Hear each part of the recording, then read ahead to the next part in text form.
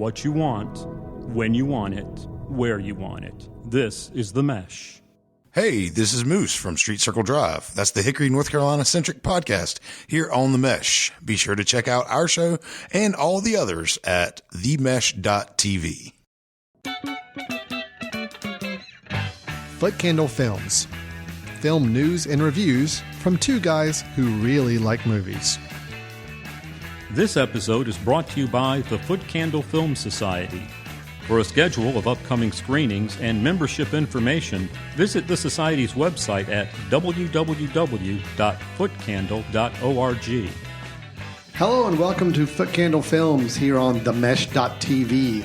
My name is Alan Jackson. I am the co-director and co-founder of the Footcandle Film Society and the Footcandle Film Festival.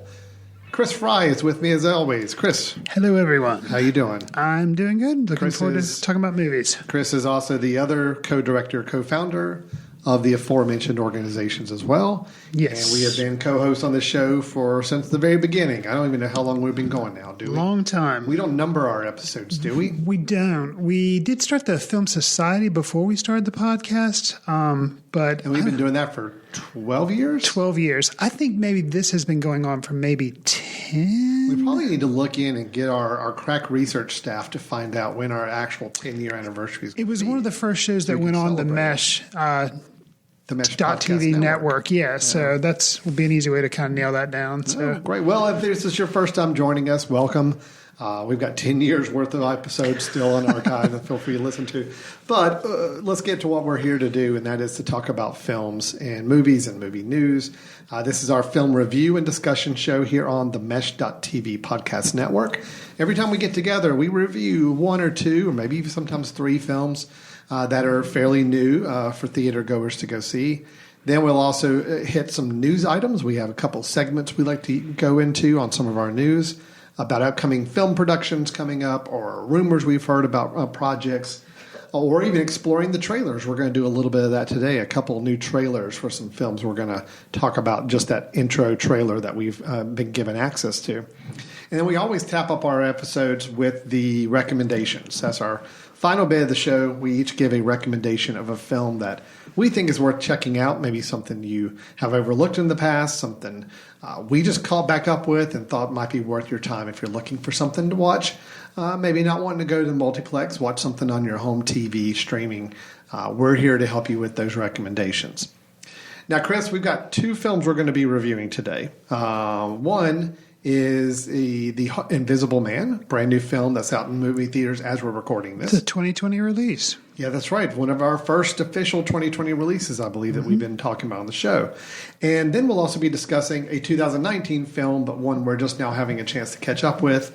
It received some Oscar nominations, but it was Pain and Glory, starring Antonio Banderas. We're going to be discussing that one as well. But let's go ahead and go first into our main primary review. That is the latest film in the Dark Universe. Is that the word I'm going to use? Sure. Universal old monster movies, the reboot that they're going through. This is it. It's The Invisible Man. As the attorney representing Adrian's trust, I'm required to read a prepared statement. Cecilia, although our relationship was far from perfect, I thought that you would talk to me rather than run away. Are you okay? What happened to him? He cut his wrist. Per his final wishes, you're getting $5 million. Contingent, of course, on the fine print. He can't be ruled to be mentally incompetent. So, Chris, after 2017's The Mummy, I don't know if you recall that. I recall it because you have urged people on Letterboxd to take it as more of a, hey, this is fun. Come on, I'm not the only one who thinks this is horrible. Yeah. So I do recall it. I never saw it. Had Mr. Tom Cruise, but I never saw it. It was one of Tom Cruise's rare flops. I mean, he just doesn't really make So not only flop flops. with like critical, but like box office. Oh, flop. yeah, absolutely. Okay. After that film, that was kind of Universal's attempt to create a new shared universe with all of their legacy horror characters, the Wolfman, Frankenstein, Dracula. A universe they deemed the Dark Universe. It was dead, never to be seen again after The Mummy completely flopped. There were rumors at one point that Johnny Depp was going to be in a new Invisible Man film. And that, I think, got scuttled as soon as they saw the returns on The Mummy and said, okay, never mind. We're not going to go there. Never mind. So instead, what Universal Studios did is start focusing a little bit more on horror films that weren't really tied to like those legacy characters. So they did Jordan Peele's Us was a Universal film. The recent Halloween reboot, even though Halloween I know is a kind of a franchise thing, it's not one of those classic Universal horror characters. Gotcha. And they were very successful with both those films. Both those films made a good bit of money and got a lot of acclaim. So now enter Blumhouse Productions. That's the production company that's kind of become well known for horror films on a very, very small budget. Mm-hmm. So now enter Blumhouse Productions. They are given a measly $7 million budget. And then you have independent actor supreme Elisabeth Moss and writer-director Lee Whannell, whose credits include the Saw and Insidious franchises. You mix all that together, and now you've got a new version of the old 1933 film, The Invisible Man. So while this isn't any kind of attempt to create a new shared universe, it is a retelling of one of those original Universal horror characters. And in this new take, we meet Cecilia, played by Elisabeth Moss, whose abusive ex-husband takes his own life and leaves his fortune to her, all while she suspects that maybe his death was just a hoax. As a series of coincidences turn lethal, Cecilia works to prove that she has been hunted by someone that nobody can see.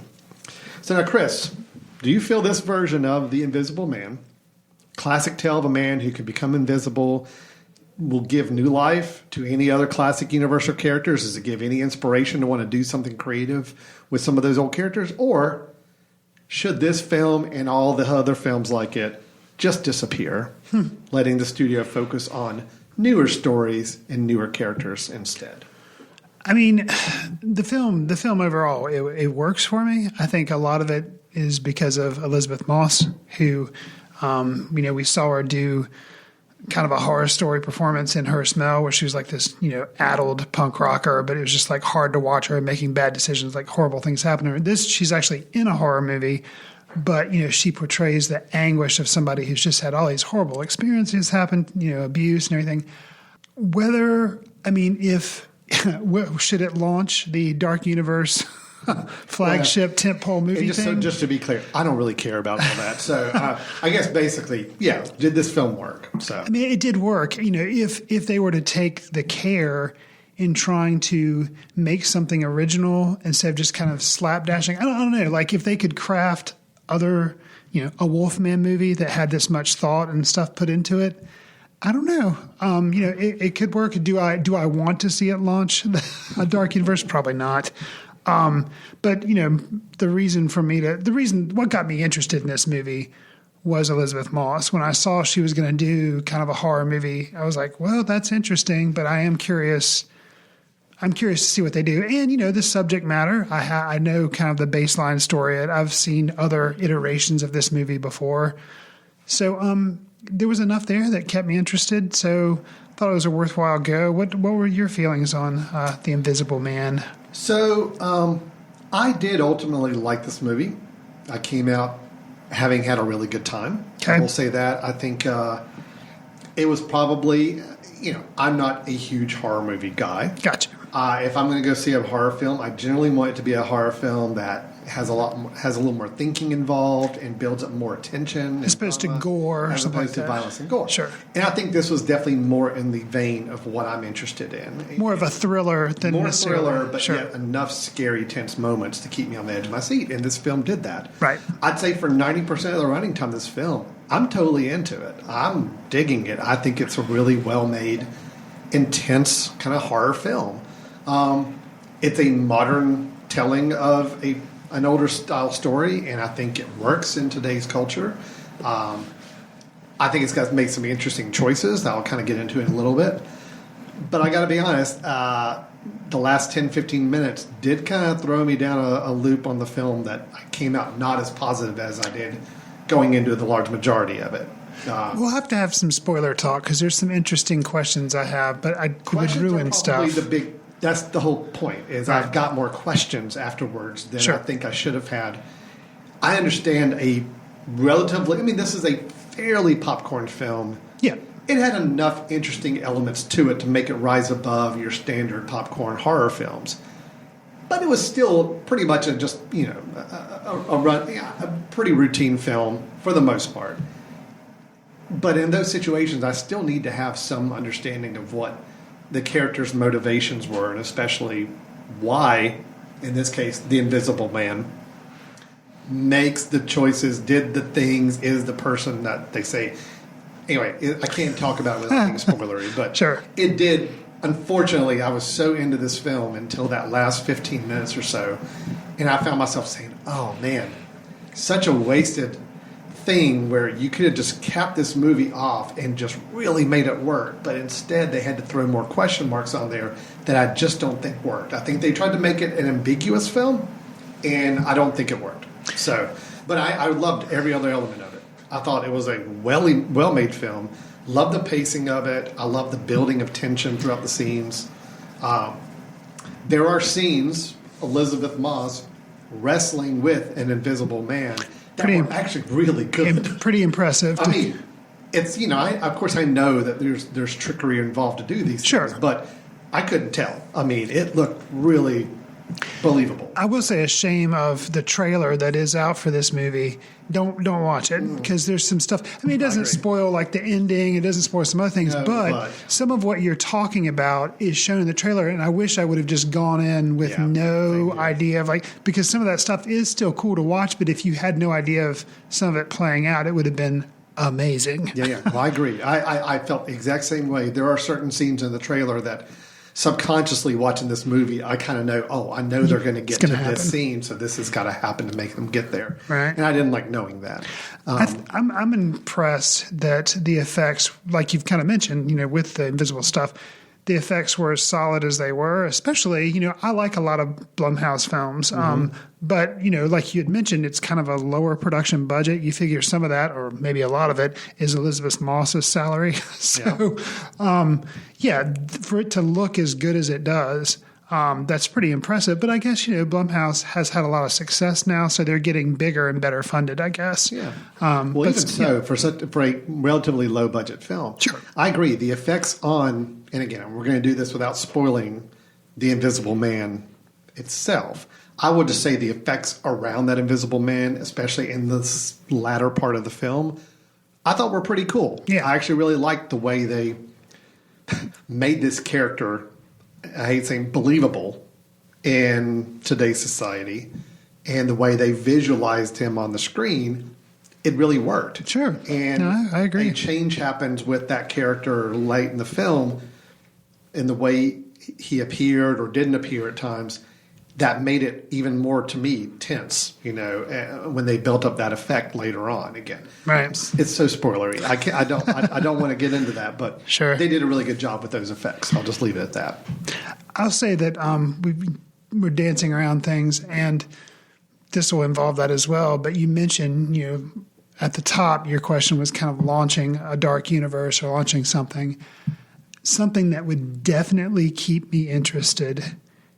And I'll put a little asterisk on my comment here, and then I'll explain it in the spoiler talk because I can't explain it too much. But if Elisabeth Moss reprises her role, and I'm going to put a little asterisk there, if they made a sequel in this movie, I would be extremely interested if she's involved and reprises her role. Yeah. And how they could do it, and it would be amazing. And the rest of that I'll explain in spoiler talk. I know exactly where you're going with it, where the film kind of leads us, and I'd like to see that too. Again, I had a really good time with this movie. I mean, I will tell you, Chris, I'm not one to react in movie theaters much. I don't typically laugh out loud. I typically don't gasp at tense parts. There is a scene in this film, the dinner scene between Elisabeth Moss' character and her sister. Yes. Honestly made me kind of go, oh, crap, out loud in the theater. Yes. And I know what you're talking about. Wow. So that scene alone kind of got me for the film. It hooked me to know. Well, and moments like that were kind of unpredictable, but some of the twists that were made in the film, I felt like were really predictable. Well, late in the film, you're saying, or because to me, late in the film, it was a little more predictable, and then they just completely threw it out the window and threw anything. I guess there again, spoiler talk. Yeah. I'll talk about stuff, but I felt like they were a little predictable, which decreased my enjoyment of the film. But viewer mileage may vary. It depends on sometimes you watch a movie, you don't pick up on stuff, and that way you enjoy it more than others. But we'll have to get into spoiler talk and talk about the ending and stuff. But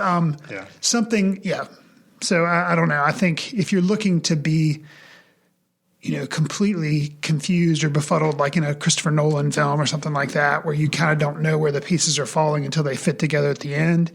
This didn't quite have that, effect. But, it's not trying to do that. So. I made a guess about a third of the way through the film, leaning over to my wife saying, I think this is going to be the case. And I was right. Mm-hmm. And I'm fine with that because, again, I watch enough films. I typically am looking for those angles that they're going to try to play. Sure.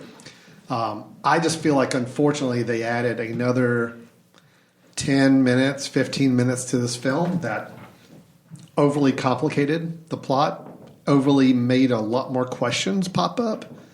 And I will just say, too, I know one of the main characters, Elisabeth Moss' friend, that she actually is living with, he and his daughter.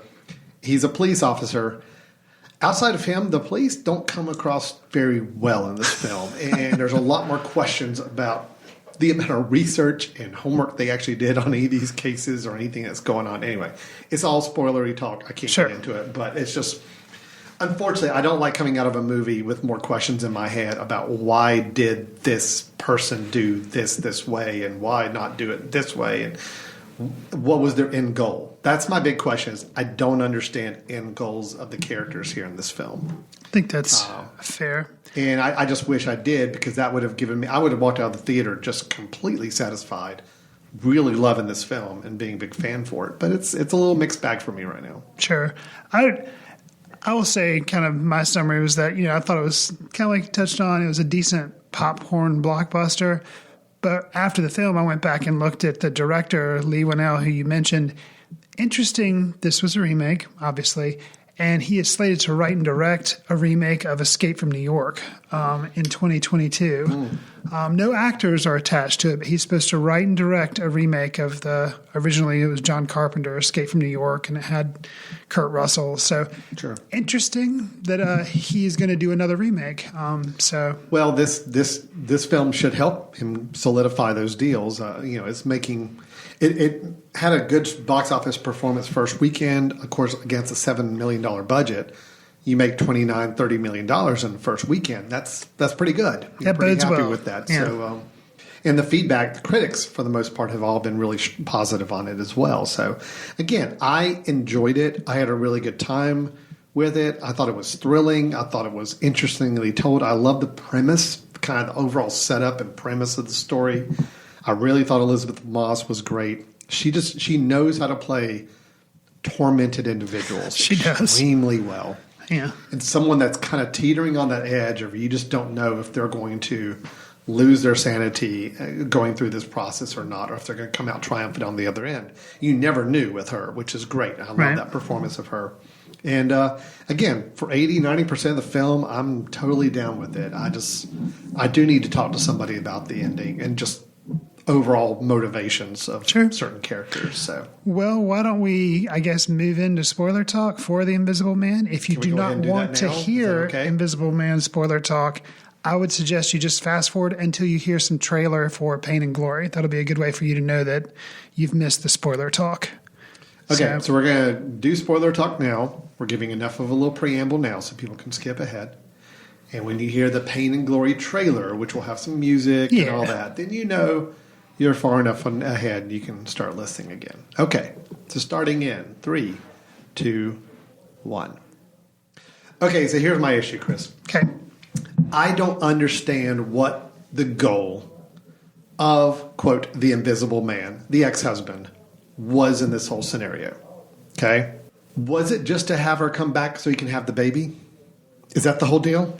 Well, okay, so the husband, which we actually didn't get into in the review, he's an inventor. And so he develops a suit that can let people go invisible. Sure. So, she escapes from him. She was going to drug him, but then she doesn't end up drugging him. Well, I think she does to make him sleep heavier. Okay. I think that was the thing, is he was a lot more drowsy because she gave him some medication. But she's able to escape, but then he actually does figure out she's escaped because alarms go off and he like catches up to her, but he doesn't get her. And then here's my like big, huge problem. Since we're in spoiler territory, he supposedly commits suicide. Yeah, supposedly. And I think this is where you're getting in with the police. Yeah. Because, if you commit suicide and you're dead, you have a body. There's a body, yes. And we see photos when she goes to the brother of this guy who's like is an attorney over the estate and everything. And the whole deal is she has to remain sane so that she doesn't get elsewise she doesn't get this money. An urn of ashes, and he shows her the photographs of his brother that look like he's dead on the ground. Which you assume photograph was from a police report when they found the crime scene, and a body has then been cremated. And he's supposed to cremated. So the police have seen a body, so he is really dead. Spoiler, here's the whole thing at 12.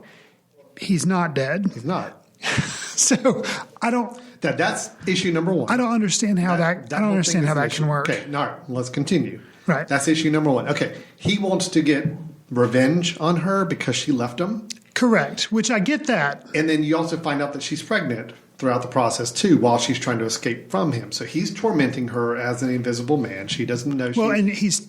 Now, she thinks it's him. Okay. She starts to believe it's him because of the little clues and things that she Now, we knows. think he is team tormenting her with his brother. Or do we think... See, when I was watching the movie, the thing that I guessed was that it was all the brother. It was all the brother. That's what I guessed. And so when the brother, died, or they killed the brother, it's like, okay. And then I don't get she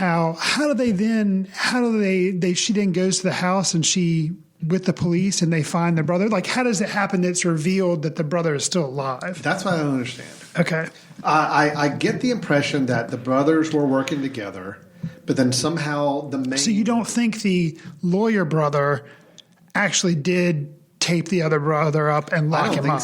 I don't think that was all staged. And that's what the brother does. The brother stages that. The surviving brother stages that so that he can get out. Yeah. Okay. I think the surviving brother set it up to say, look, that's my fail-safe. If my brother gets killed or arrested, then I'm going the route of he was controlling me and he had me kidnapped and down in the basement of the building. Okay. But again, this all makes no sense because what was the end goal? The end goal for the husband was to get his wife back and have their baby. Right. Okay. Because he's a very controlling... So then why go through the whole rigmarole of faking his death, giving her this money, saying, here, you're going to get all this money now. Your only stipulation is you can't commit a crime or can't be deemed mentally unfit. Right. So here we're going to give you this money. Okay.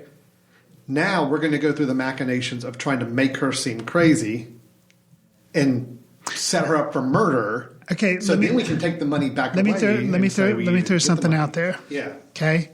And this makes me kind of, so I had questions, and this gets into my part about how if they made a sequel and Elisabeth Moss was in it and they did something with this, I think it could be really interesting. Okay.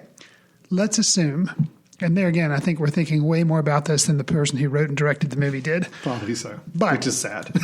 let's say that the lawyer brother actually really did put his brother in the basement. All right. Okay.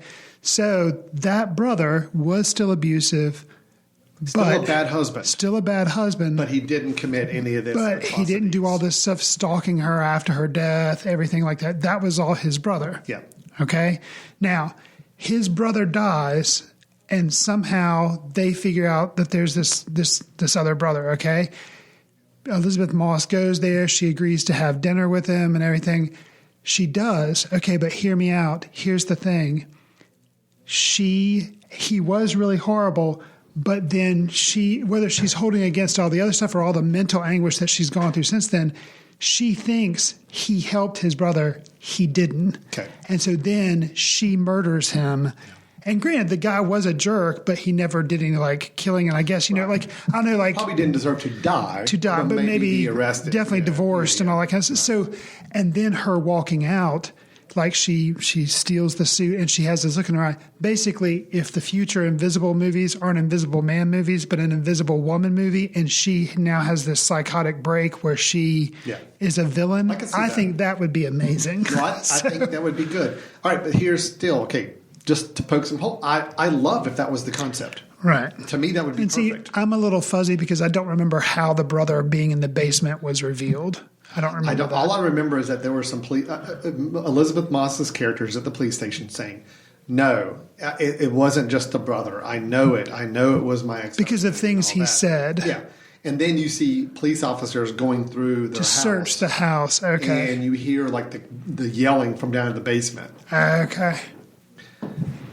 All right, if it really was just the brother. And she figures this out because when she's at the dinner, he says something as well. He says surprise. And that's what the guy said to her. So she knew, like, without a doubt that he was kind of flimsy to base it off of. She knew without a doubt that he was one of the people that had been stalking her.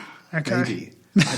And then here's my other issue is at the end, okay, so she kills him by putting on the suit that she has stashed in the closet. Right, which I was fine with them bringing that back around. I was too. Put on the suit, sneak out there, cut his throat, just like they did her sister in the dining restaurant. Right. However, there's a security camera watching. Well, she backs out of the frame. No, she does. Well, she's invisible. Right. I mean, it looks like he's... However, at this point, invisible suits have been introduced. The police know these exist, okay? Because they just found a guy in the police officer's house that had been shot who had been wearing an invisible suit and doing all these things. So now if you see a videotape of the same guy... But they don't know a second suit exists. Well, but still. I mean, they don't know a second suit exists. exists. Still see a videotape of what looks like a guy slitting his own throat, which... You're like, why would he have done that? They're, again, setting it up for a sequel. The police do know and then come after her. I mean, I could actually see where her friend, the police officer, even though at the end he was a little hesitant, he's like, well, on sound, it sounded like he killed himself. She's like, good. That's what I wanted to make sure it was, is that the microphone sounded like because he basically knows he knows that she killed him. She did. Right. And she really had no evidence to base off the fact that her husband actually did these other things. Right. And was worthy of dying. Right. So yeah, if he was an abusive husband, but we don't actually know. Do we know? I mean, he was verbally abusive. Well, so they ask her. Family asked her at one point. Her friends asked her at one point. And we know she's pregnant, but she didn't want to be pregnant. She said, among other things. Okay. That's all she left it as. So rape was probably happening. You know, you could go with the whole that she kind of imagined a lot of the abuse he did to her, and it was all kind of in her head, and now she's murdered him, and now she's the bad guy. I don't know. Right. I just feel like there were way too many plot hole questions, especially with the police involvement and the whole suicide of the husband and early on. Like, why wasn't that... It was on the news. Like, if it was on the news, there should be police records of it. It should be like there should be a body, a dead body that's a brother. Shouldn't that be something to tip off that he actually is dead? I would think so. Anyway, a lot of big questions there. That's what hurt my enjoyment of the film. Same and here. I was fine with it up until they got to that last scene at the house over dinner. Right. Because I'm thinking, okay, the brother did it. It's perfect. Her husband actually did leave in the will that she would get this money if he were to die. Or he did in a suicide note. He's like, look, yeah, you can have the money. Right. So the brother has to enact that trust. But I was like, well, the only way I can get that money is if she's deemed unstable or criminal. So I know about the invisible suit, so I'm going to make her go crazy. And I'm going to make her look like she murdered somebody. And I'm going to get all the money. Perfect. I mean, everything makes sense. Sure. And if the movie had ended with, oh, look, it was the brother and he was just trying to get the money from her. Okay. Done. Movie's over. I get it. Made sense. The whole them finding the brother down in the basement, saying he was kidnapped, but then she killed him anyway. That whole thing just threw everything into a tailspin for me. Yeah, I understand. Same. I'm kind of on the same page. It's just, I think it made it more complicated than it needed to. Sure. Where you could have had a pretty straightforward film, and I thought it would have been incredibly exciting and interesting to watch. They wanted to throw one more twist because the whole time you're supposed to assume, oh, it's the brother and he's somehow alive. Or it's the husband, he's somehow alive. And then you're like, oh, no, it's the brother. And they wanted to be, the twist was, oh, no, it's both. And they should have just left. I almost wonder if that was all added later on in the process, that Maybe. last scene. Like, really, it was going to end inside that house. Right. They shoot the brother. They take off the mask. They see it's the brother, and then it's like, okay, that's it. And it's like, no, we need a little extra. More. We need to bring the husband back somehow. Right. Yeah. Anyway. Okay, we're done? Yes. We have picked it apart? I We think spoiled so. everything on it. So, we're going to move on then to our second review, which is the latest film from Pedro Almodóvar, starring Mr. Antonio Banderas. It is Pain and Glory.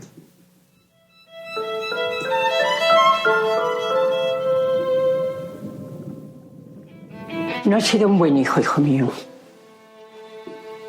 No. No. ¿Qué haces aquí? Tengo que hablar contigo.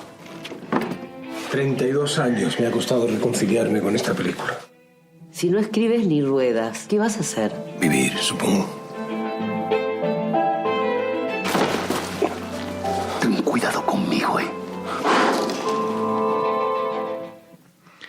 When I think of Pedro Almodóvar and his films like Volver, All About My Mother, etc., I think of vibrant colors and Penelope Cruz. Well, this film delivers with the colors and Cruz, so my expectations were met.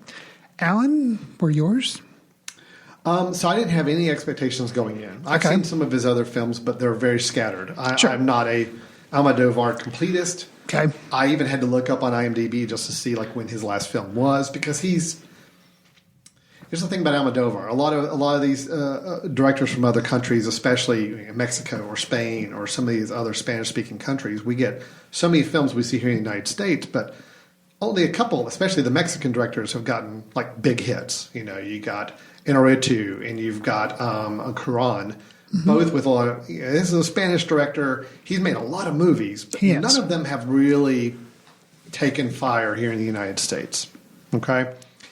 And so I'm guilty of that. I haven't watched all of his films. I've seen maybe, I think looking at the list, 3 of them or so. Okay. So I really went in with no expectations. And I think watching this after the Oscar season, it was nominated for Best Actor for Antonio Banderas, but I don't think it was nominated for anything else, if I remember correctly. I don't think so. I think that was it up for foreign film? I don't With remember. Parasite? Sorry, I don't remember. international film. Yeah, I don't think it was. Okay. I don't know. I could be wrong. So I really had no expectations other than I like Antonio Banderas. I've liked the Almodóvar films I've seen in general. So I was curious, but no expectations. So did it hit expectations? Sure, because I really had I none. didn't have any. Okay. I love this film. Okay. I actually really, really love this film. I did not think I would react to it like I did.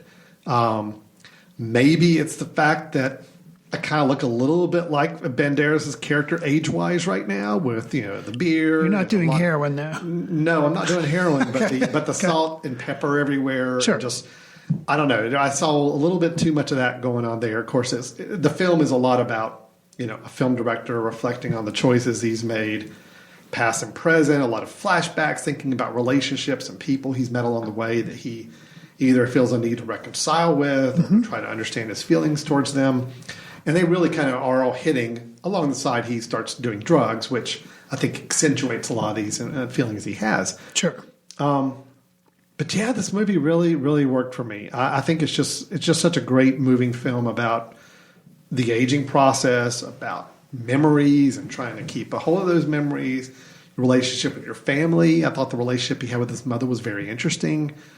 And then resolution. There's like 3 or 4 different relationships in this film that he has to deal with, either choosing to reconcile with them, to continue a relationship with them, whatever it may be, or understanding them more. And I thought the film was really great for doing that. And I thought Antonio Banderas was solid, was really good in this. Not a super showy role, so I kind of understand not winning Best Picture on it, but I definitely saw the reason why he was in the field to be nominated there. So True. I have a lot of strengths with this film, things I'll point out. But Chris, what did you think of it? I like this film a lot. Definitely have not seen all of Almodóvar's films, but I've seen probably maybe half of his filmography.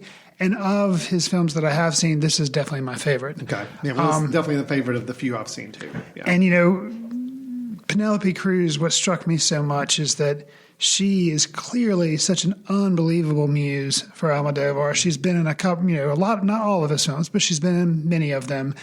And with this one, and he's talked about his collaboration with her. He's very open about how she's just like, a muse for him.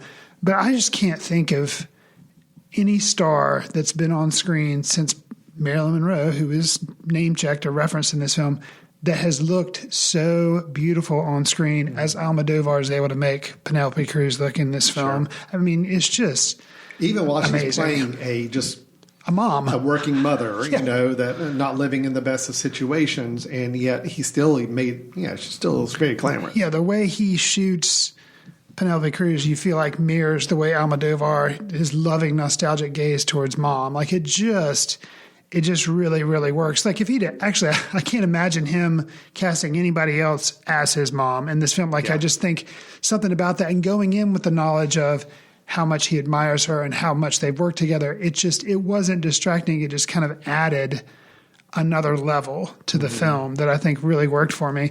It's surprising.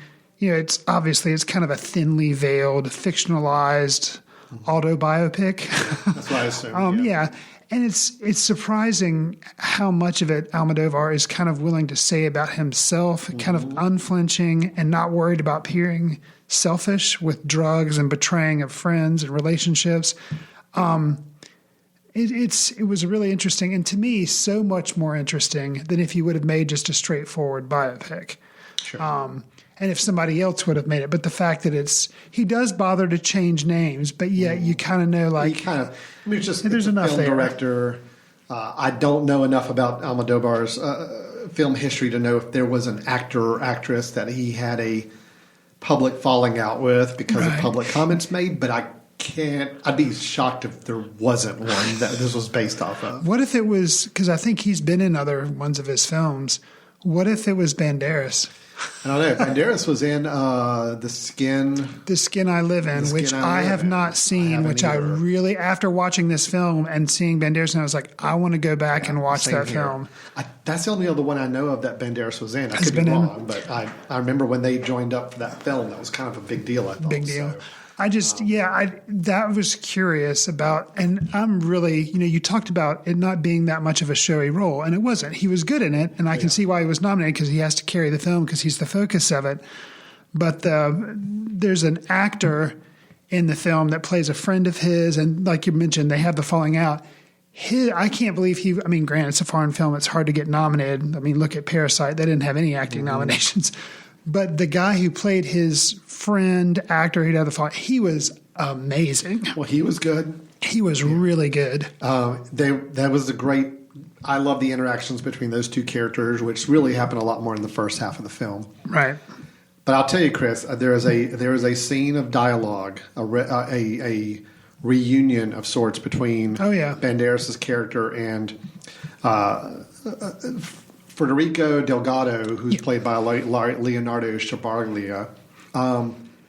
Man, that whole dialogue scene, the two of them reconnecting after all these years and just having a very natural dialogue, but yet you just felt it was so authentic and just felt moving at the same time, and just, man, I loved it. That scene, I actually went back and watched that dialogue scene again because I just thought it was so not the actor who's had the falling out with, but the other relationship. Yeah, this was the shorter one, right in the middle of the film. Happens one night. It's really them sitting around for probably a couple hours talking. But that scene, them comparing their lives now, telling what they've done in the meantime, but yet you can still tell there's a lot of emotion towards one another and a lot of stuff that's happened in the past that's they're both regretful of. So anyway, it's a great scene. Such a good scene. It is a good scene. I was surprised by, I've talked about the colors, and this movie did have all the colors of Almodóvar, just bright costumes, set pieces, everything. Never seen Almodóvar really use animation before. Yeah.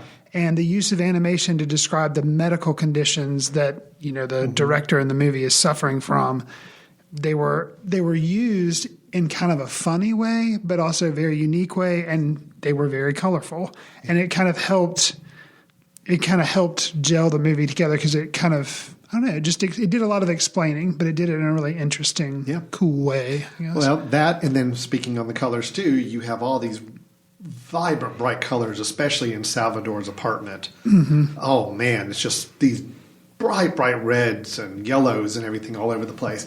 But then when you go to the flashbacks of him as a child and where he and his mother had to move into this dark white cave, that just had nothing on it, no color. But yet every time you went back and visited those flashbacks, a little bit more color has been added to the point where at one point there's an entire wall of these colored tiles, that just kept building on that. But I love the fact that he was kind of starting with this blank slate of white, and then slowly, as his mother and he were there living there, more and more color started to emerge. So, colors definitely get your attention in the film all the way through.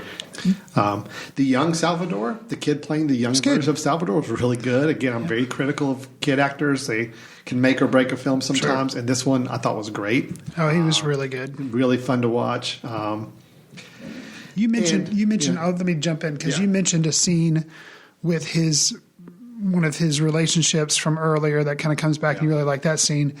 I mentioned that one actor that plays Alberto Crespo, I think is that, so he's the former collaborator that was in a movie that had a falling out. The director gives him kind of a script and allows him to go do a one-man play. Mm-hmm. I thought that whole, and they show kind of a performance of it. It was called Addiction. Yeah. That whole one-man play is amazing. Yeah. Is amazing. He Joaquin Phoenix dances Joaquin Phoenix at one point. The actor who's doing it is just, I was like, whoa. And then, like you kind of mentioned, the result of this play is a reuniting of somebody. And that was just how that was all woven in there is just a really, really memorable sequence. I agree completely. And I would be remiss if I didn't mention the very last shot. That was going to be my closing thing. Yeah. So good. Last shot, it was one of the best, I think, ever of a film. Yeah. I honestly, I'm watching this at home, and as soon as that last shot happened and I realized what it was, as it slowly zoomed out, showed us what we were seeing, it was a little bit of a gasp. It's like, that was good. The only thing that possibly could have just moved it into the realm of even more unbelievable is if it would have pulled back a little bit more and shown Almodóvar.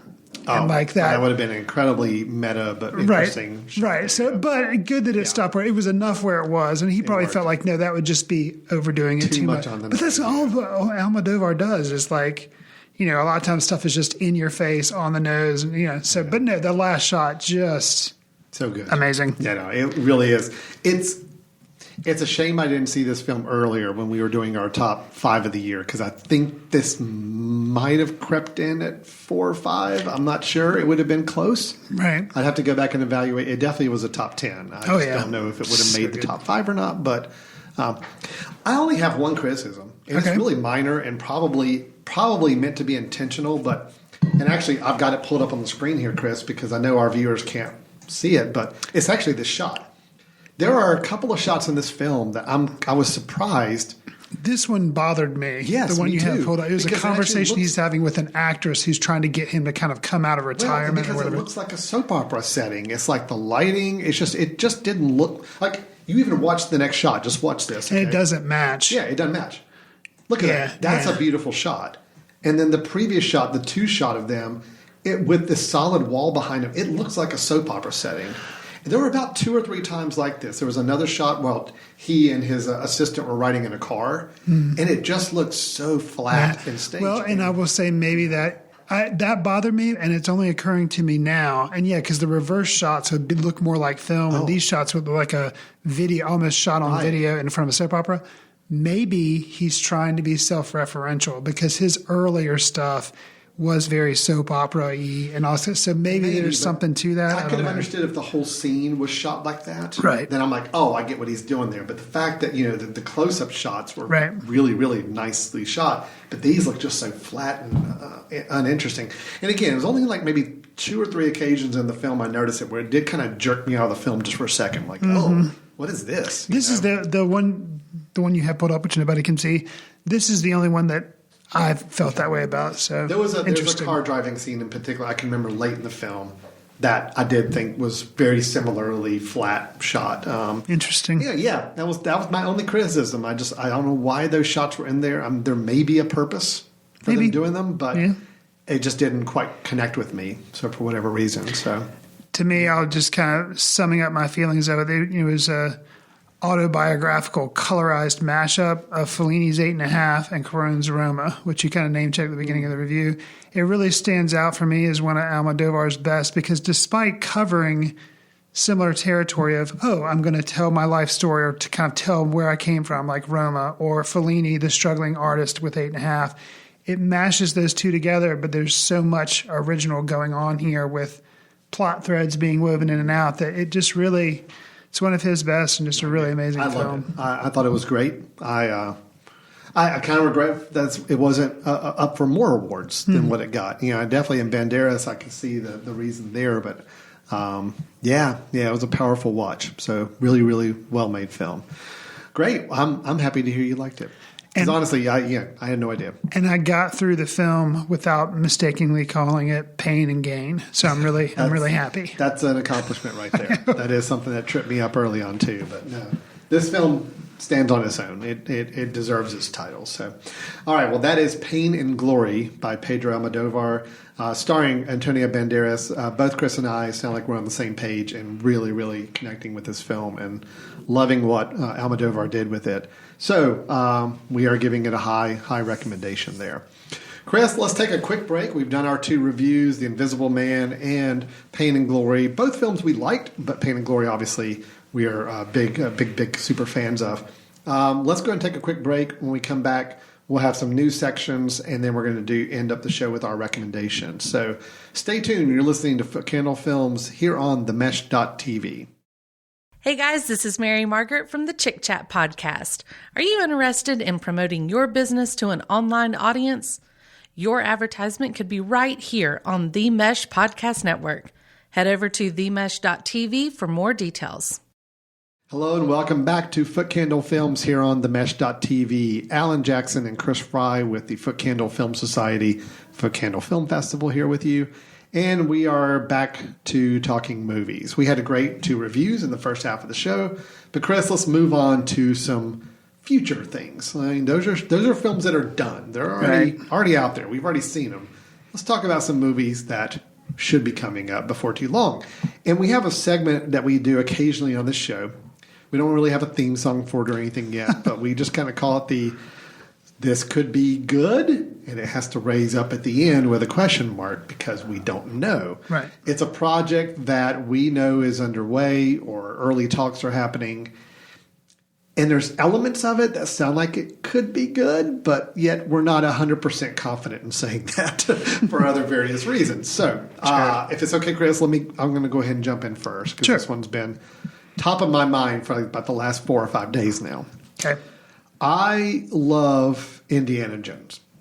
I am a huge fan of I call them the trilogy, because even though there were 4 films, I do not count the 4th film.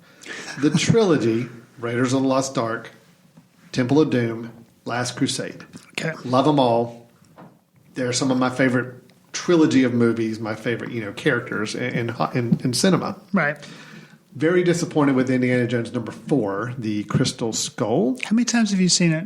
1.5. Oh, okay. So you've seen it more than once. Okay. I saw part of it again. Okay. And still didn't work for me. Kingdom of the Crystal Skull? Kingdom of the Crystal Skull. Yeah, okay. I watched the first half again because I actually do like the first half of that movie. Okay. And then the second half I think is hot garbage. So, okay, fair enough. But... Steven Spielberg directed all 4, co-written with George Lucas. I think at least on the first 3. Now, I don't know if he co-wrote Kingdom of the Crystal Skull with Lucas or not. I cannot recall if that was the partnership was there or not. Okay. But they've rumored for quite a long time that they were going to have a 5th Indiana Jones movie. Probably would have done it a lot sooner if number 4 had been successful. Probably so. Shia LaBeouf was in that. Shia LaBeouf was in Kingdom of the Crystal Skull. There was a tease towards the end of the film that he was going to be kind of past the hat and be the next Indiana Jones. He's the son of Indiana Jones. Yeah, Spoiler if anybody hasn't seen Kingdom of He's the Crystal son Skull. of Indiana Jones and Marion. Okay, right. But they, even though they tease the hat kind of rolling towards him at the end during the church ceremony, and he gets ready to pick it up and put it on, Indiana comes by and grabs it out of his hand and says, and puts it back on, which I thought was kind of a nice touch. Right. So they are making a fifth one, though. They've rumoured about that for a while. At one point, they were gung-ho, full force speed ahead. Then they came back and said, oh, no, we're doing script rewrites and other things are happening. So there was a lot of questions about whether this is still... Is Shia LaBeouf going to be in it? Don't know. Have not said. My understanding is they're still working on the script. So he may or may not be in it. We don't know. Okay. But the big news I wanted to kind of comment on is that it was announced last week that Steven Spielberg is no longer going to be directing.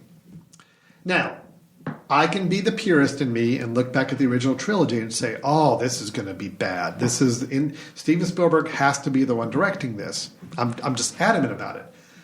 After watching Kingdom of the Crystal Skull and not really seeing Spielberg do a lot of action movies anymore this late in his career. Ready Player One? And listen to that sigh. I just didn't think that worked. Right. I mean, that was more of a video game than it was at directing human beings in action movies. Okay.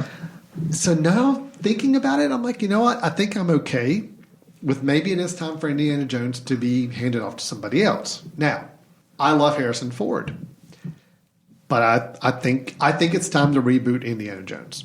That's just where I am on the things. I think they should go with someone young, start it again, and give it to a fresh new director and let them go crazy with it and have fun with it. Keep the same kind of personality, keep the same kind of pulpy saga style, but yet reboot it.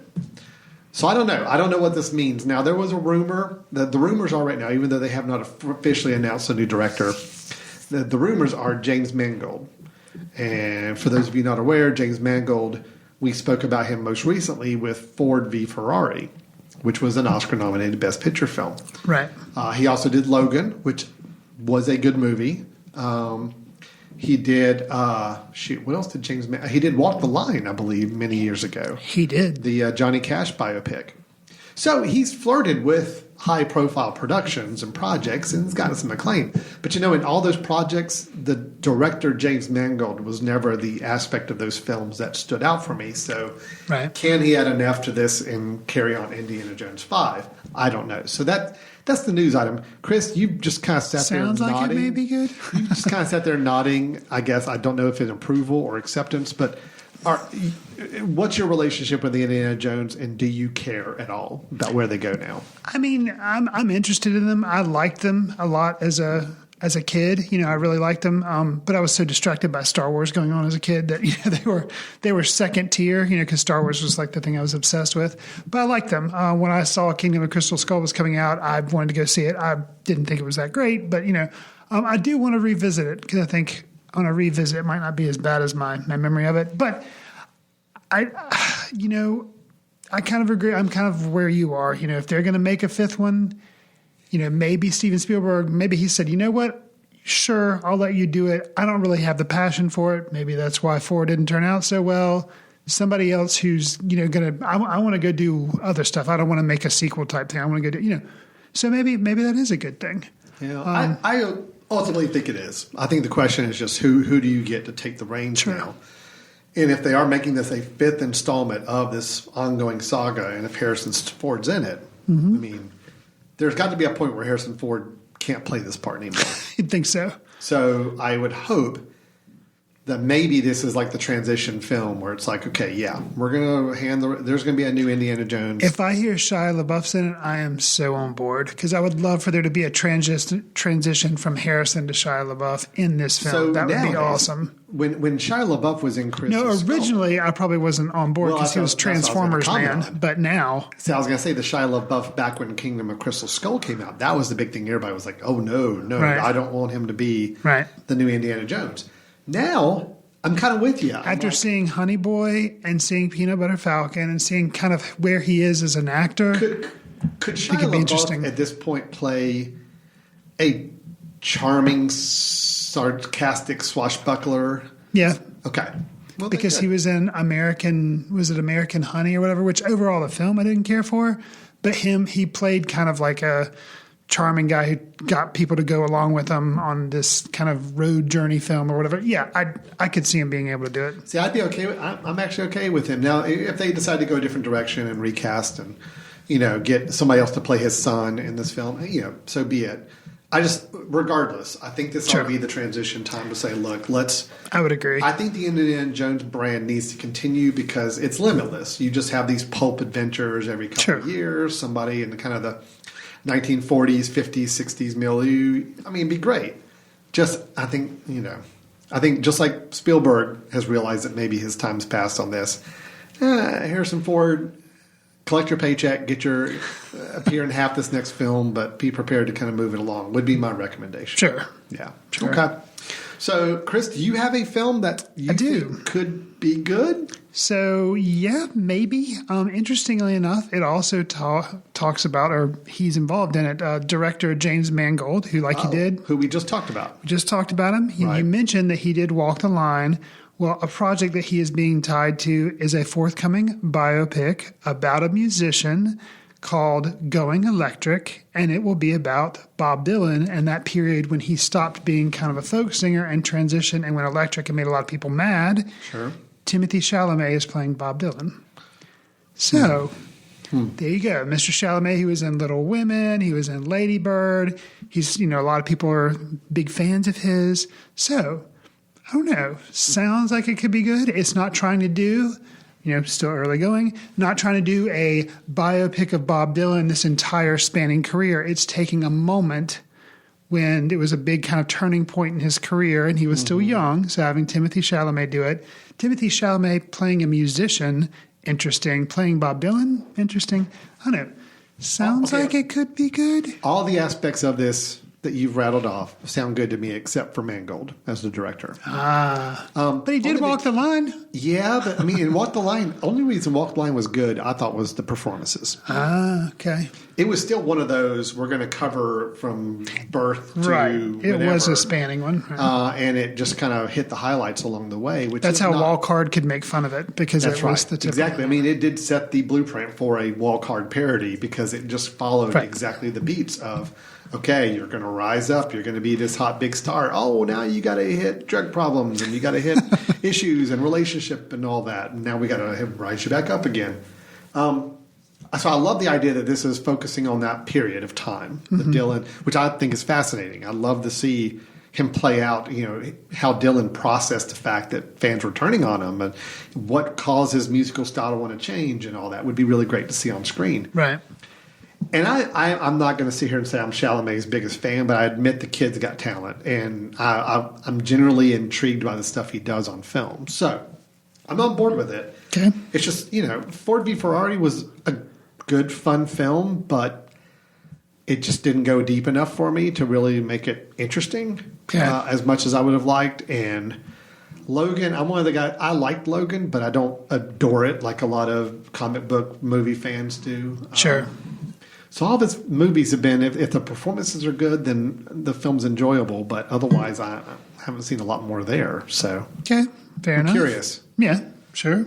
But man, if Mangold's getting all these projects now, so he does the next Indiana Jones, he does a Bob Dylan pick, which maybe he's doing the Indiana Jones to get the money to make more of a biopic. I don't know. If Chalamet's involved, I think that's all. I think that's all the studios need to hear right now. It's like, we Chalamet. get to plaster Timothy Chalamet's picture all over movie posters and sell a Bob Dylan pick. Absolutely. Where do we sign up? So I don't know. We'll see, but. James Mangold. Didn't know that he'd be domineering our news segment here a little bit. So, all right. Well, we got two projects that could be good. Don't know. We're going to wait in here and see what happens with them.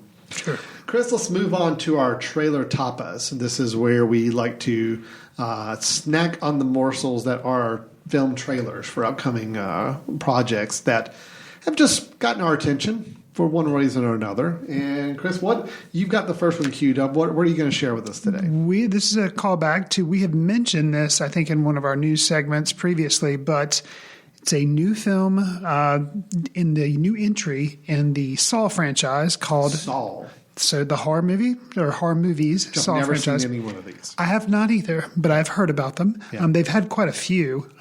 This is a new one, and it is called Spiral, and it involves Chris Rock and Sam Jackson. And I believe Chris Rock is a producer and maybe helped come up with some of the ideas. That was our news item like months ago, Right. was that Chris Rock was getting involved with the Saw franchise. Supposedly he approached producers and said he's got a great concept for a new film. He helped write it, and I think he is a producer on it. So, yeah. Okay. Oh, so this is a trailer for that film. Yes. Spiral. Let's watch We're going to play the trailer, Spiral. so if you're just listening to us, you're going to hear a minute or two of just trailer.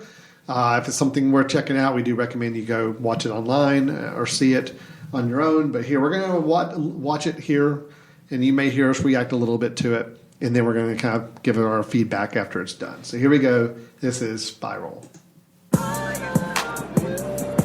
What do you got there? Oh, it's just my wife, Emma. This is my son, Charlie. Enjoy it while it lasts. While it lasts. Nothing happier than the wife of a new detective. Emma's cool, man. She's different. You don't know my wife. You give a woman 600 Tuesdays. It ain't worth 3 Saturday nights. How much money you got? A lot. How many problems you got? A lot. How many people in doubt? A lot. All available units. Officer down. Pray that you flop. Detective Banks en route.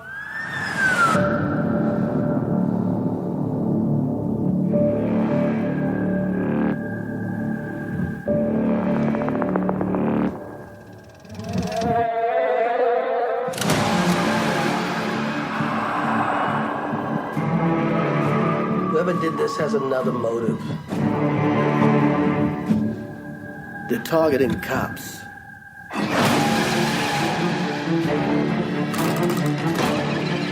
This gonna go sideways fast. Someone's out there pulling all the strings.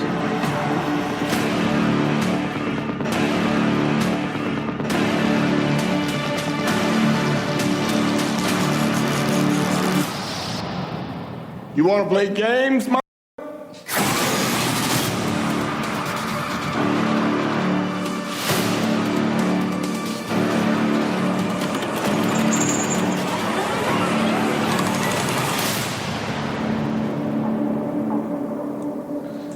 All right, so that is the trailer for Spiral.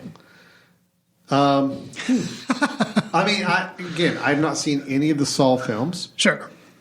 So do you know the premise behind them? People get killed in gory ways. Yes, and at least for the first one, it's like people wake up and they are in a room, and it's kind of like an escape room. But to get out of the room, they basically have to kill somebody else or cut their arm off, or they have to do like all these terrible things. And you kind of come to see who the people are by the actions they are or are not willing to do. And the person controlling this is this mannequin puppet thing, or at least the voice of it, or you see images of it, is called Jigsaw. And it has also been a sequel of some of the Saw movies. They made a movie called Jigsaw. There again, I haven't actually seen the movies myself.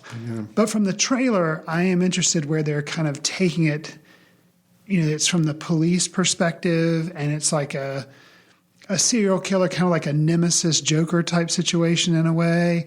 I don't know. And the fact that Chris Rock is in it and Sam Jackson, I don't know. It does intrigue me. Well, I'm always fascinated when they take a concept or take a franchise and say, we got a new spin on it. We got a whole new group of people who want to take it and run with it and do something new. So that's great. Executive producer Chris Rock. I don't know enough about Chris Rock's executive producer experience to know if this is like a good thing or not, but at least it would be interesting, I guess. I don't know. This is one I kind of have to wait and see, hear kind of how it's progressing and how people are responding to it before I decide if I'm ready to jump into the Saw franchise or not. So. Don't get me wrong. I will probably do the same thing because I am not a horror movie fan. I didn't mention that in our review of Invisible Man, but I pretty much only go see the ones that are being critically acclaimed. Yeah, so if this comes out, I'll probably give it the week wait. And if there's buzz around it, sure, I'll go see it. But otherwise, no. Yeah, I thought too many pictures of hand saws with arms. I'm like, oh, this is not going to go good. Sure. Well, okay, so Spiral, that is coming out in 2020, so this year? Yeah, it's supposed to come out in May. Okay, all right. May 15th, 2020 is the release date on that.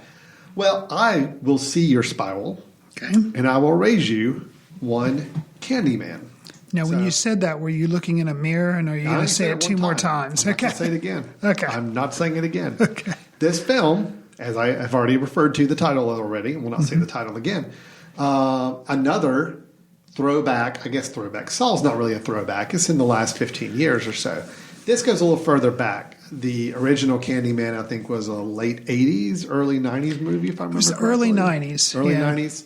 Horror movie. I never saw it because, again, I don't generally watch horror movies. But what got me interested in this remake or redoing that they're doing is Jordan Peele. So Gotcha. Jordan Peele is a producer and co-writer, I believe, on this. Okay. Of course, he did Get Out and he did Us, both which I really liked. Us was at my top 5, if not right on the border of my top 5 this past year. So I'm interested to see what he does next. Right. And I did end up watching this trailer already. Yeah, it's creepy. Yeah, it scares me. But I can see where there might be something interesting going on here. Okay. So this is the trailer for that word that starts with a C and ends with an MAN. Candyman. The urban legend is, if you say his name 5 times while looking in the mirror, well, it's 5 times, he not 3 appears times. in the reflection. Fair enough. And it kills you. Who would do that? Candyman. Candyman. Uh-oh, Alan. Candyman. You're going to do it. Candyman. Candyman. Our producer Moose is the one that's worried right now. He's not watching We're this. still alive. Let's go.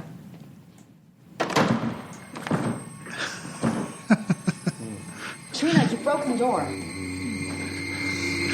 Our producer Moose is shaking his head in the booth. He is so not watching this movie.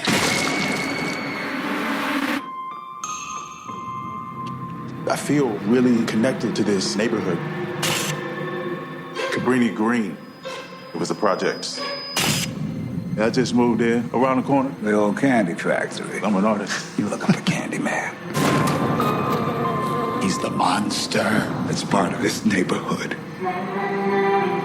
Why are you drawn to this? I'm hoping to spread the story all about Candyman. The mirror invites you to summon him. You should say his name. I dare you. Candyman. Candyman. Candyman. Candyman. Don't say that. Candyman.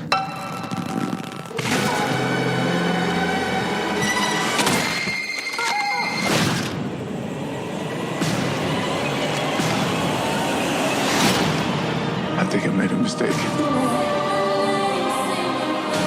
I brought him back. Candyman isn't real! Something's happening to me. He had a purpose for you to be another one of his terrible stories. I guess he found me. I am the writing on the wall. The sweet smell of blood.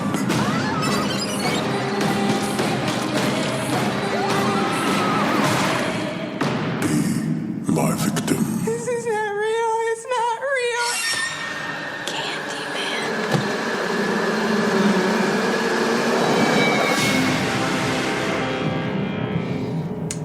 Yeah, so that's Candyman. Little more, little rougher than the Spiral trailer. So, thoughts, Chris? You know, that movie came out in 1992. I was in college, and they had a sequel to Candyman.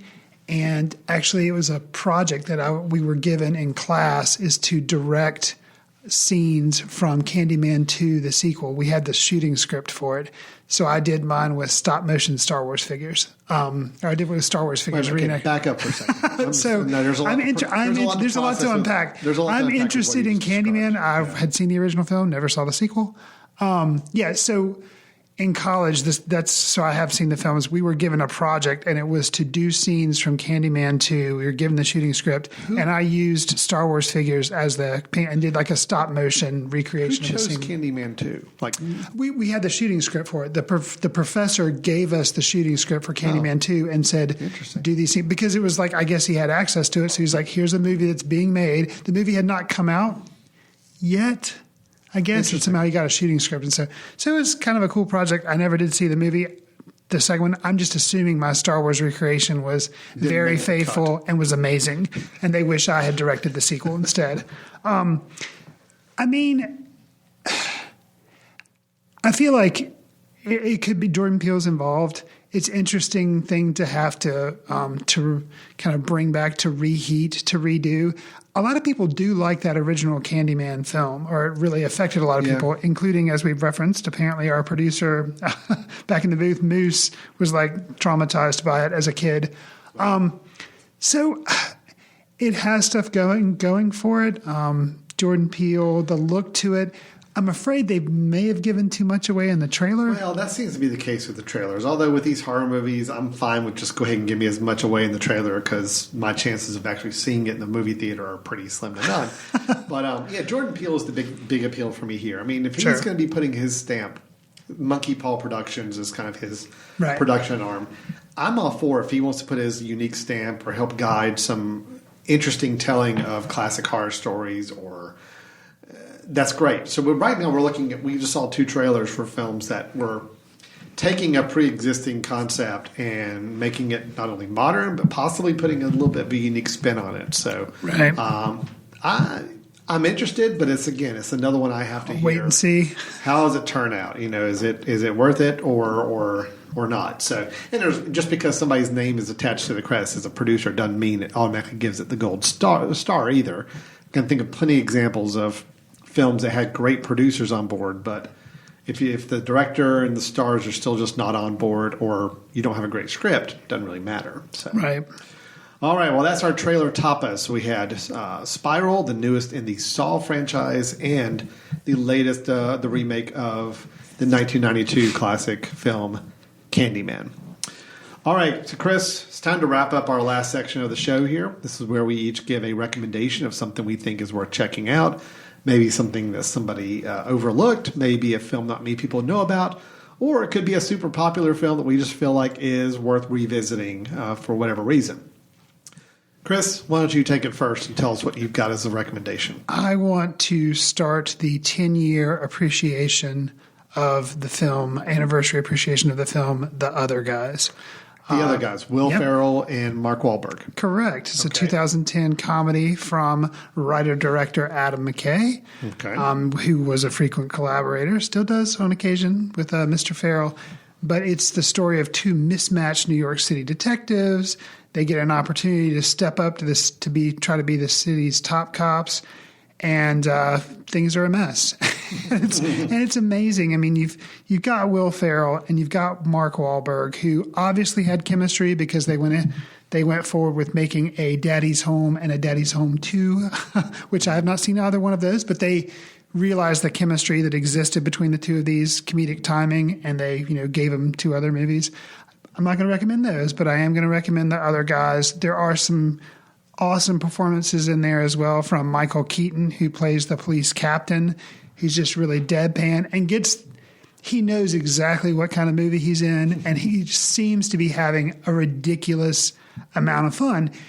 And it's throwing all sorts of random bits of humor, which they pretty much, I think, every single one of them landed for me, which I can see some people, it's like when you watch Anchorman, some people say, oh, well, there's a joke or 2 in there that's really funny, but just there's so much that doesn't work for people. And you're like, oh, okay. Who are these people you speak of? Right. I don't know who these people are. But I tend not to hang out with people who don't find humor all the way through Anchorman. I mean, right. And so it's kind of one of those litmus tests. But this movie, I don't know why more people don't talk about it as being amazing, because there's just so much in it that's amazing. I mean, one of the things, and it's kind of a running joke, but it doesn't get tired. And I think it was one of the amazing things is there's this TLC joke about Michael Keaton referencing song lyrics. And that in itself is funny, and it's a running joke, and that's funny. But the fact that it's Michael Keaton doing it is just doing it with a straight face is just This is it was a little bit of a return for Michael Keaton when he made this movie, because this was before I think he did like Spotlight and some other movies that got him back in everybody's eyes. He had been out of the picture for a little while when this film came about, so I remember that was kind of a big deal. I think part of the problem with The Other Guys from a public standpoint, it doesn't have a great name. The name of the movie is not memorable. And I remember the trailer was not great. Not good. I remember actually watching the trailer, excited for the movie, watching the trailers and being like, I mean, the jokes weren't really landing in the trailer. Okay. So I think just people said, it's like a buddy comedy movie. Didn't have a great trailer. The name was not very memorable. No. So I think that was probably the problem with its appeal. But I did see it after it had been out. And, I thought it was hilarious. And, I actually kind of want to see it again because I don't think I've seen it in like 7 or 8 years. I highly recommend it. All right. That is The Other Guys. My recommendation, I don't think I've mentioned this film before. We maybe discussed it in passing at times, but... Citizen Kane? Yes. It's a little-known film that I like. This is not a film I love, but I more admire it for what it did and feel like it gets a bad rap with a lot of people for other reasons. Interesting. So you and I, Chris, both watched the Watchmen series on HBO that ended just not too long ago. It was like 8 or 9 episodes. Yes. And I loved it. I thought it was a wonderful miniseries. The actor of which was featured in the Candyman trailer we just watched. That's right. The individual who played Cal, the husband of the lead character, was actually the lead actor in that Candyman trailer.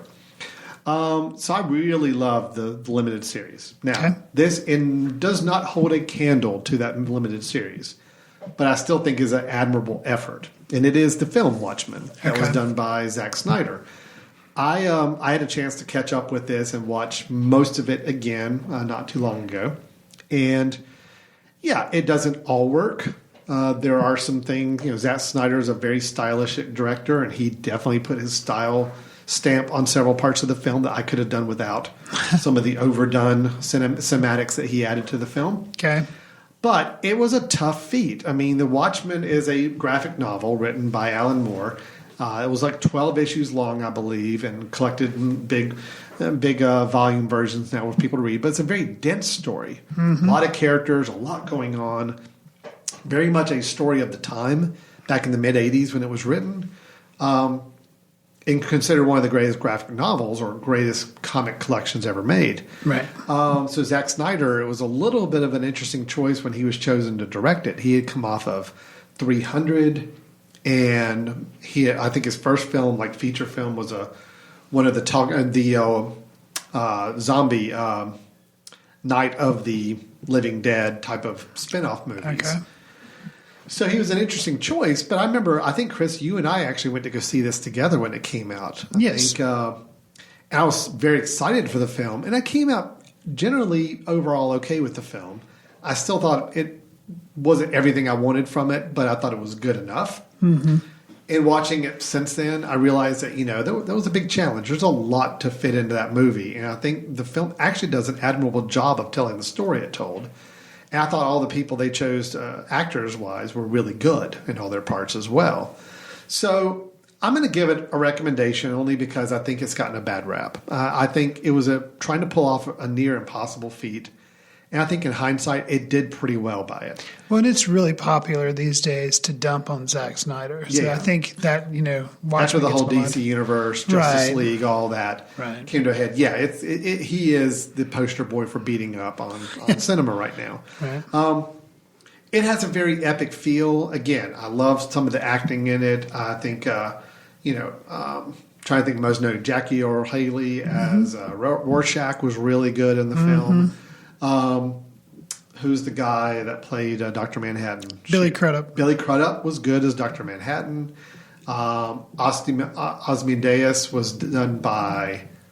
I'm so bad with names now. Who was the kid that played...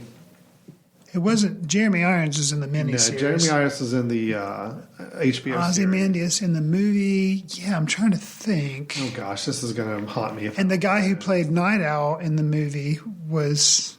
somewhat well known. Patrick Wilson. Yeah, Patrick Wilson. Yeah. But then Matthew Good. Matthew played Adrian Veidt or Ozymandias. Yeah. All really good. Carlo Gugino, Malin Ackerman, all doing really good job. Jeffrey Dean Morgan, I completely forgot he was Edward Blake or the comedian. So, visually there's a lot of scenes that kind of stick with me from this film, and I think there are some sequences that really work. Yes, he did change a good part of the ending, and yes, he got a lot of ire online for people for not including the squid. And for those of you who have read the novel or watched the HBO series, you know what I'm talking about. Right. There's a giant squid in the book. HBO didn't back away from it. Nope. HBO showed it to us. They leaned into it. They leaned all the way into it. But I think Zack Snyder, whether it was studio interference or just pressure to make it more acceptable to general public, I think went with a little safer route of nuclear holocaust instead of a giant squid transporting and crushing New York City. Regardless, I think the movie's good. I think it's worth checking out if you enjoyed the HBO series. It does harken back to the HBO series, does kind of reference something specifically from the movie, I think, a little more than others. So anyway, I liked it. I thought it was good. I don't think it deserves all quite the negativity it's getting right now. So I just had a chance to watch it again recently and think there may be something good there. So fair enough. So that's our recommendations for this episode. Kind of two unique choices, not ones I would have necessarily assumed we would have picked. Yeah. The other guys for Chris, and then Watchmen for me. Of course, we had our reviews earlier in the show of The Invisible Man and Pain and Glory. We liked both films. We really, really connected with Pain and Glory. Invisible Man we liked. We just felt like it had some plot and storytelling issues that really hampered it later down the stretch. And then, of course, we talked about Indiana Jones. We talked about James Mangold twice for some reason. And his publicist can cut us a check. Right. And then we also shared a couple trailers of some upcoming horror films that sound interesting. So, Chris, we covered a lot of ground. People may have some questions for us or thoughts or impressions. How can they go about sharing those with those? You can send us an email with feedback to info@themesh.tv and mention Footcandle in the subject line. You can also follow us on Twitter @FootcandleFilm. And then Alan and I do leave occasional posts on Letterboxd to track what we're seeing and things like that. And that's Letterboxd without the last E. So it's just BOXD, but that's a site we use. Keep in mind, our Footcandle Film Festival will be running this year, September 23rd through the 27th. We're doing the preliminary, putting together ideas and events for that weekend. So it'll actually start on Wednesday and run through Sunday. So try to come see us or come visit the festival the 23rd to the 27th of September if you can. Make early plans. We announce the films and start selling tickets in July. Mm-hmm. Okay, so July will be the time to kind of set your reminder to check that out and come join us. And as we get down the road, if you think about coming up for the weekend and traveling from out of the area, please let us know. Drop us a note and let us know. We'd love to see you while you're in town. All right, well, with that, we're going to go ahead and wrap up this episode of Footcandle Films. Chris, as always, thanks. Appreciate it. Enjoy it. And we'll look forward to talking to everybody next time. See you in the ticket line.